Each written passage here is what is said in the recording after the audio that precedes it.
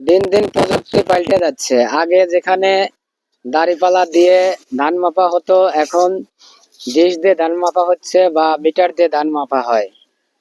প্রযুক্তি আর কিছুদিন গেলে যে কত দূরে যাবে তা আমরা চিন্তা ভাবনা করেও তার ঠাঁই খুঁজে পাই না। দেখেন, এখন ডিশ দিয়ে মাপিয়ে মাপিয়ে ধান বস্তায় উঠানো হচ্ছে, এই ধান আবার বাড়িতে নিয়ে যাওয়া হচ্ছে। আর এই মেশিন দিয়ে ধান মাড়াই করা হয়েছে, এটা হচ্ছে বুথ মেশিন। এর আগেও একটা ভিডিওতে দেখাইছিলাম। আর আজকে এই বুথ মেশিন দিয়ে ধান মাড়াই করছে, সেই ধান মাড়াই করা ডিশ দিয়ে মাপতেছে। মাপে যে পরিমাণ হয়তোবা যদি 40 ডিশ হয়, 40 ডিশের 3 ডিশ পাবে হচ্ছে এই বুথ মেশিনের মালিক, আর বাদ বাকি থাকবে হচ্ছে গৃহস্থর।